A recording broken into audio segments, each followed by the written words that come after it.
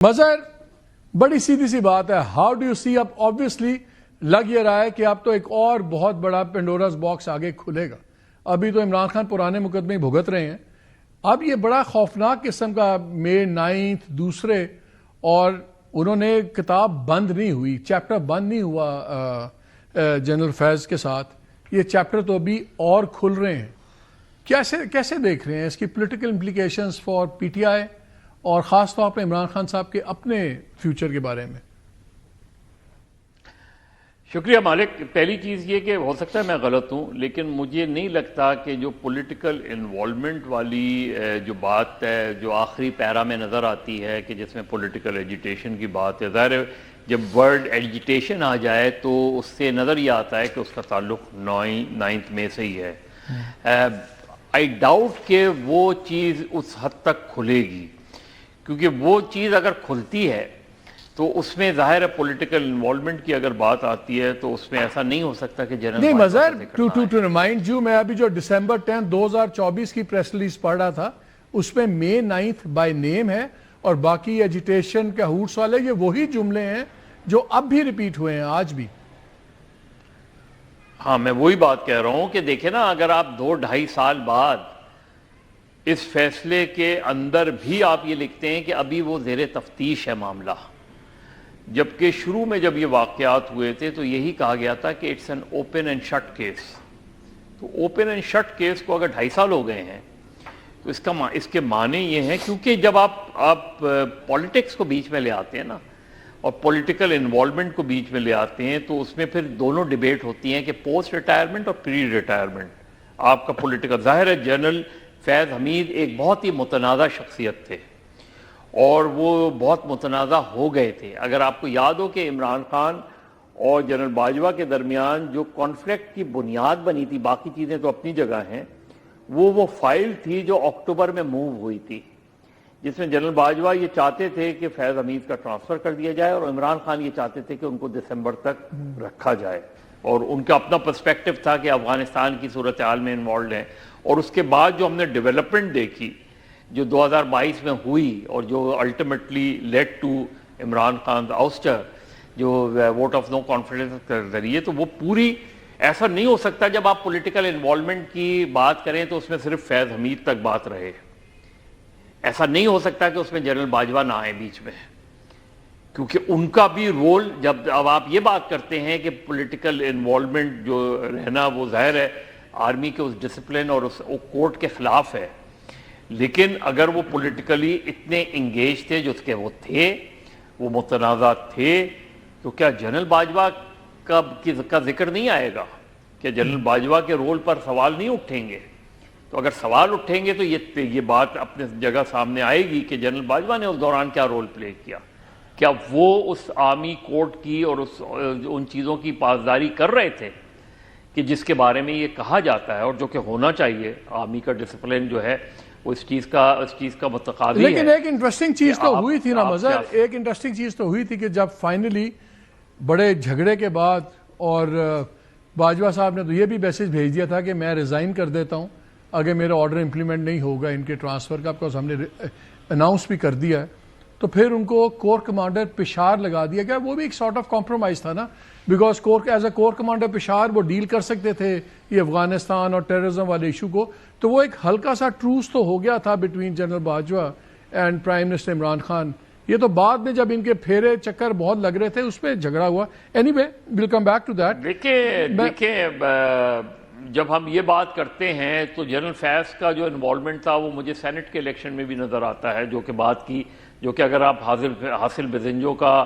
وہ اسٹیٹمنٹ اٹھا کے پڑھ لیں یا جو انہوں نے تقریر کی تھی جب ان کی میجورٹی تھی اور اس کے باوجود بھی حاصل ہار گئے تھے، تو وہ ساری چیزیں جب ہم اس چیز پر آتے ہیں نا تو سیاسی طور پہ انفارچونیٹلی ابھی جنرل صاحب کہہ رہے تھے کہ جس طریقے سے جو ہے پولیٹکس میں انوالو کیا جاتا ہے، اب پولیٹکس میں پولیٹیشینز انوالو کرتے ہیں یا پولیٹکس میں وہ خود انوالو ہوتے ہیں، اس چیز کو ہم سامنے تالی تو دونوں ہاتھوں سے بچتی ہے نا. اتنا تو کوئی بھی نہیں بچا کہ کوئی دوسرے کو گھسیٹ لے، وہ تو دونوں ہاتھوں سے، دونوں تو خواہش ہو تو ایک تعلق بنتا ہے. تو کیا یہی بات ہے مالک؟ تو کیا یہ فیصلہ آگے کی کوئی ہمیں گائیڈ لائن دیتا ہے میں اسی پہ آ رہا ہوں ہمیں کوئی ویو ایک تو یہ بھی ہو سکتی choose your friendly officer more carefully. ایک تو یہ بڑا کلیئر میسج آئی تھنک. منیب آپ کیسے دیکھتے ہو اب آنے والے دن؟ بیکاز مجھے تو ہم تو پہلے کہہ رہے تھے کہ بہت سختیاں بڑھیں گی,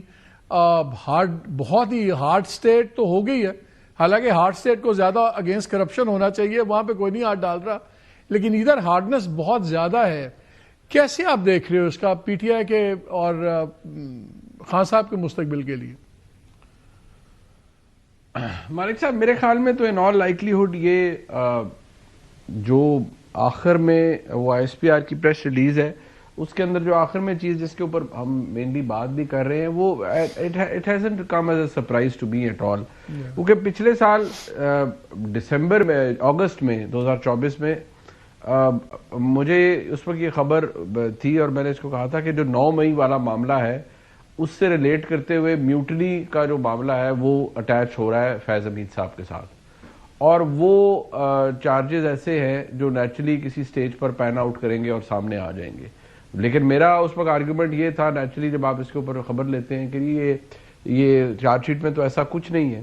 تو اس میں پھر خبر یہ تھی بیسیکلی کہ نہیں جی جو چارج شیٹ کے اندر ہے اس سے آگے جا کر معاملات جو ہوئے ہیں اس کے اندر چیزیں اسٹیبلش ہوگی, اور جو ارریفیوٹیبل ایویڈنس ہے کہ فیض حمید صاحب کی میں 9 میں بھی انوالومنٹ ہے, اور وہ یہ کام دعویٰ یہ کیا گیا تھا کہ یہ عمران خان صاحب کی بہشت پر ہو رہا تھا, انفیکٹ ان کے ساتھ مل کے ہو رہا تھا. اب مسئلہ یہ ہے کہ اس وقت ہمارے سامنے 2 چیزیں ہیں. ایک یہ عمران خان صاحب جی ایچ کیو حملہ کیس جو کہ 9 مئی کا ہے اس میں چارج شیٹ ہوئے ہوئے ہیں پچھلے سال دسمبر سے,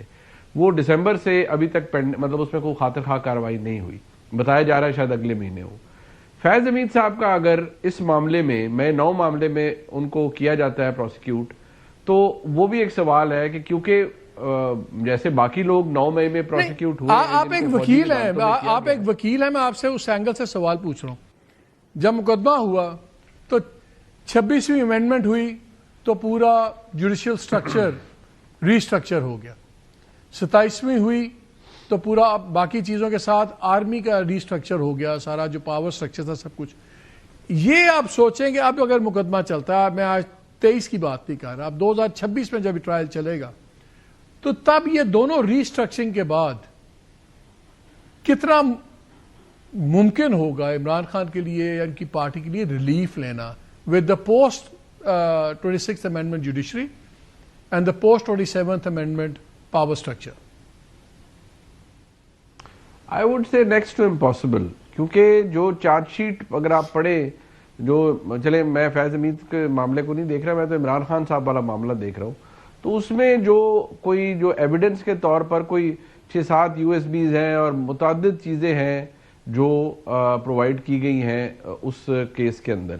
اب اس میں خان صاحب کا فزیکل پروگزیمیٹی کا نہ ہونا, وہاں پر ان کا ان ٹرمز آف فزیکلٹی وہاں نہ ہونا, وہ ایک ریلیف کا باعث ضرور سوچ سکتا ہے. لیکن وہ تو کلوژن, وہ تو کانسپریسی کلوژن. ایگزیکٹلی